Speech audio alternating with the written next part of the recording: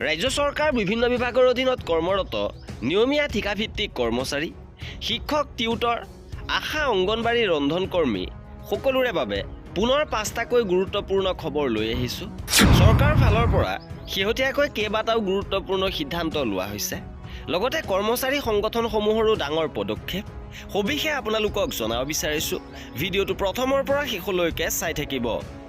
জনাব বিচাৰিছোঁ প্ৰথমটো গুৰুত্বপূৰ্ণ খবৰ, ভেঞ্চাৰ স্কুলৰ বাবে আহিছে ভাল খবৰ। অৱশেষত 5 ফেব্ৰুৱাৰীত মুকলি হ'ব পৰ্টেল। আবেদন কৰিব পাৰিব ভেঞ্চাৰ স্কুলে। অৱশেষত ভেঞ্চাৰ স্কুলৰ সমস্যা সমাধান হ'ব আৰু 5 ফেব্ৰুৱাৰী তাৰিখে মুকলি কৰা হ'ব পৰ্টেল। ভেঞ্চাৰ স্কুলৰ বাবে এই ভাল খবৰ আহিছে। ইয়াৰ বাবে ধন্যবাদ জ্ঞাপন কৰিছে ভেঞ্চাৰ শিক্ষানুষ্ঠানৰ শিক্ষকসকলে।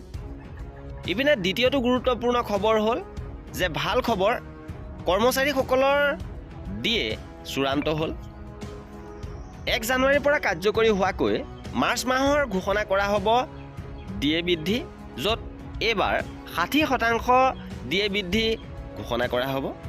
ইপিনে অসন্তুষ্ট ৰাজ্যৰ আশা, অংগনবাড়ী, ৰন্ধনকৰ্মী শেহতীয়াভাৱে তীব্ৰ প্ৰতিবাদ সাব্যস্ত কৰিছে। বাজেটত নাহিল সুখবৰ। শেহতীয়াভাৱে কেন্দ্ৰীয় বাজেটত অসন্তুষ্টি প্ৰকাশ কৰি চচলত হাজাৰ হাজাৰ অংগনবাড়ী কৰ্মী সহায়িকাই বিক্ষোভ প্ৰদৰ্শন কৰিছে। পুনৰ কেন্দ্ৰীয় বাজেটত কৰা বঞ্চনাৰ বিৰুদ্ধে আৰু মাননিৰ সলনি মজুৰি আৰু নিয়মীয়া কৰ্মচাৰী মৰ্যাদা বিচাৰি সমগ্ৰ দেশৰ লগতে অসমতো অসম ৰাজ্যিক কৰ্মী আৰু সহায়িকা সন্থাই চচলৰ ধৰ্ণাস্থলীত বিক্ষোভ প্ৰদৰ্শন কৰে। ইপিনে চৰকাৰী কৰ্মচাৰীয়ে প্ৰয়োজনত নিজৰ দৰমহাটো 10 দিন আগতেই ল'ব পাৰিব। ইয়াৰ বাবে ন্যূনতম সুদ দিব লাগিব। যেতিয়া তাৰিখত দৰমহা পাব তেতিয়া একেলগে টকাটো পৰিশোধ কৰিব পাৰিব, অথবা এবছৰৰ ভিতৰত কিস্তি কৰিও ঘূৰাই দিব পাৰিব। শেহতীয়াভাৱে মুখ্যমন্ত্ৰীয়ে এই ঘোষণা কৰিছে। কৰ্মচাৰীসকলৰ স্বাগত সতীৰ্থ পৰ্টেল মুকলি কৰি মুখ্যমন্ত্ৰীয়ে এই ঘোষণা কৰিছে। ইপিনে তৃতীয় চতুৰ্থ বৰ্গৰ কৰ্মচাৰীৰ বাবে মুকলি কৰিলে স্বাগত সতীৰ্থ পৰ্টেল, য'ত পাৰস্পৰিক বদলিৰ বাবে আবেদন কৰিব পাৰিব। এইবাৰ জনাব বিচাৰিছোঁ শিক্ষকসকলৰ বাবে এটা ডাঙৰ খবৰ। শিক্ষক সমাজৰ দীৰ্ঘদিনীয়া সমস্যাৰ প্ৰতিবাদত সদৌ অসম সন্মিলিত শিক্ষক মঞ্চৰ ক্ষোভ প্ৰকাশ।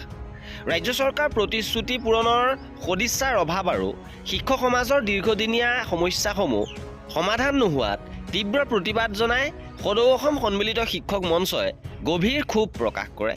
2011 চনৰ পৰা মুখ্যমন্ত্ৰীৰ পৰ্যায়ত এই বিষয়ে বাৰে বাৰে আলোচনা হোৱাৰ পিছতো বৰ্তমানলৈকে এই সমস্যা সমাধান হোৱা নাই। শিক্ষক সন্মিলনীৰ দাবী আছিল যে আৰ্জিত ছুটি 10 দিনৰ পৰা 30 দিনলৈকে বৃদ্ধি কৰা। আৰু এয়া আছিল আমাৰ আজিৰ ভিডিঅ'টোত। কৰ্মচাৰীসকলৰ সকলো খবৰ পাই থাকিবৰ বাবে আমাৰ চেনেলটো ছাবস্ক্ৰাইব কৰি ৰাখিব।